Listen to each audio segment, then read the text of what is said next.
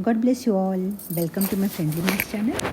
आज हम देखते हैं exercise 3.2 question 3 fifth part, pair of linear equations in two variables, class 10th NCERT से। And the question is a fraction becomes 9/11 if 2 is added to both the numerator and the denominator. If 3 is added to both the numerator and the denominator, it becomes 5/6. Find the fraction.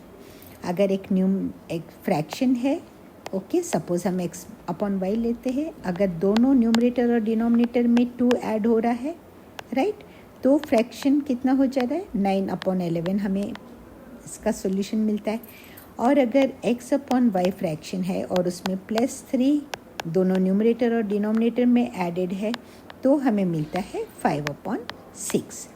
तो हमें बताना है x upon Y is equal to what. Okay, now let's see how we can proceed with. So हम मानते हैं let the numerator be x and the denominator be y। हम numerator x और denominator y मान लेते हैं। सो हमें question के मुताबिक मिलता है x + 2 upon y + 2 is equal to 9/11।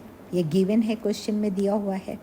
तो अब हम क्या करेंगे, इस x + 2 को 11 से मल्टीप्लाई करेंगे एंड इस 9 को y + 2 से मल्टीप्लाई करेंगे। एक्चुअली ये मल्टीप्लाई इसलिए करते हैं क्योंकि यहाँ डिनोमिनेटर y + 2 है, तो हम इसे अगर y + 2 से बोथ द साइड्स हम मल्टीप्लाई कर लेते हैं, राइट, तो ये y + 2 कैंसिल हो जाएगा। So x + 2 is equal to 9 into y + 2 upon 11 है। अब ये डिनोमिनेटर के 11 को हमें निकालने के लिए हम क्या करेंगे, इसे दोनों साइड फिर 11 से मल्टीप्लाई कर लेंगे, राइट।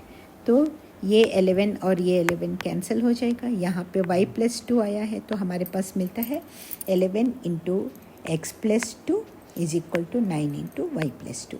जब हम इसे ओपन करेंगे ब्रैकेट को, तो मिलेगा 11 into x is equal to 11x। 11 2s are 22, plus है तो बीच में प्लस का साइन लगा दिया, is equal to 9 into y is equal to 9y plus 9 2s are 18, right. अब हम ये प्लस 22 को इज इक्वल टू के अदर साइड ले जाते हैं और इस 9y को इज इक्वल टू के इस तरफ x के साथ लाते हैं, तो ये प्लस 9y है, इधर आकर माइनस 9y बन जाएगा।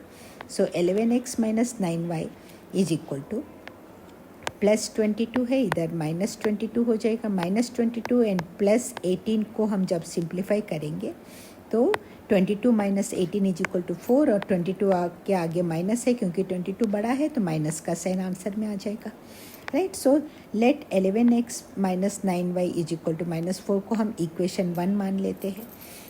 सिमिलरली जब हम सेकेंड केस देखते हैं, जब हम 3 को ऐड कर रहे हैं न्यूमरेटर एंड डिनोमिनेटर में, हमें फ्रैक्शन मिलता है 5/6। अब x + 3 को हमें 6 से मल्टीप्लाई करेंगे और y5 को हम y + 3 से मल्टीप्लाई करेंगे। ये दोनों जब मल्टीप्लिकेशन में कैंसिल हो रहे हैं, तो हमारे पास ये बचता है 6 into x + 3 is equal to 5 into y + 3, right. So simplify करने के बाद we get 6x + 18 is equal to 5y + 15। Okay, so 18 को एक साइड और 5y को दूसरे साइड लाएंगे, तो 6x minus 5y is equal to, ये -18 + 15 है तो -3। Let us consider this as the equation 2। अब देखिए, इस इक्वेशन 1 और इक्वेशन 2 को जब हम कंपेयर करते हैं, तो इनका कोई भी कोएफिशिएंट हमें डायरेक्ट सॉल्व करने के लिए सिमिलर नहीं मिल रहा है। हम इसमें सिमिलरिटी लाने के लिए क्या करेंगे, इक्वलाइज करने के लिए इस 11x इस इक्वेशन को 6 के साथ मल्टीप्लाई करेंगे, तो 6 into 11 is equal to 66x मिल जाएगा। सिमिलरली हम इस इक्वेशन को, इक्वेशन 2 को 11 से मल्टीप्लाई कर लेते हैं। इस इक्वेशन के x के कोएफिशिएंट को सेकेंड इक्वेशन से मल्टीप्लाई कर रहे हैं एंड इक्वेशन 2 के x के कोएफिशिएंट को फर्स्ट इक्वेशन के साथ मल्टीप्लाई कर रहे हैं।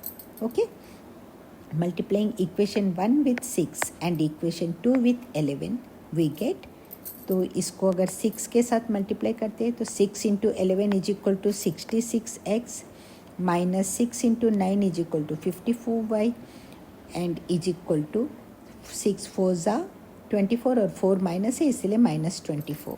ओके, इसको जब हम सिंप्लीफाई करेंगे हमें ये मिल रहा है। Let us consider this as equation 3। अब हम जब इसको सेकेंड इक्वेशन को जब हम 11 के साथ मल्टीप्लाई करेंगे, राइट। तो 11 6 ज़ा 66x मिल गया एंड 11 5 ज़ा 55y, माइनस है इसीलिए -55y इज इक्वल टू -3 है इसीलिए 11 3 ज़ा -33। इसे हम इक्वेशन 4 मान लेते हैं। अब हम क्या करेंगे, इस इक्वेशन 4 को 3 में से सब्ट्रैक्ट करेंगे, ओके, ताकि ये 66x है, सब्ट्रैक्ट करेंगे। ये देखिए, अब जब माइनस करते हैं हम इस पूरे इक्वेशन को, जब हम माइनस के साथ मल्टीप्लाई करेंगे तो इनके सारे साइंस चेंज हो जाएंगे। मैंने यहाँ पे इंक चेंज करके साइंस चेंज करके लिखा है, ओके। तो अगर हम इस फोर्थ इक्वेशन को हम थर्ड से सब्ट्रैक्ट करेंगे, राइट, तो हमें मिलता है subtracting equation 4 from equation 3 we get, ये दोनों कैंसिल हो जाएंगे। 55 - 54 इज इक्वल टू 1 लिखने की ज़रूरत नहीं है। y is equal to 33 - 24 is equal to 9। अब y इज इक्वल टू 9 मिल गया है, इसे हम सब्सटीट्यूट करते हैं y is equal to 9 in equation 1, okay. So we get, यहाँ 9 × 9 है इसीलिए 81y हो जाएगा। सो हमें मिलता है 11x minus, okay, 81y is equal to -4, okay. Now 11x is equal to -4 plus 81, ये -81 है, ओके, तो ये इधर आ जाएगा तो +81 हो जाएगा। So 11x is equal to -4 plus 81 is equal to 77। So x is equal to 77 divide, अब x चाहिए हमें, 11x इज इक्वल टू 77 आ रहा है, तो x इज इक्वल टू दोनों साइड 11 से डिवाइड करेंगे, 11 कैंसिल हो जाएगा, x इज इक्वल टू 7 आ गया, ओके। सो हमें मिल गया x is equal to 7 and y is equal to, sorry, y is equal to 9 है यहाँ पर, okay, y is equal to 9 है, okay.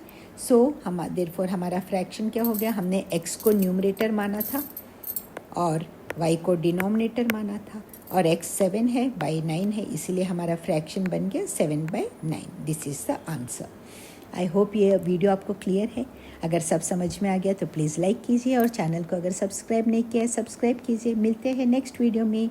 All the very best and thank you so much for watching.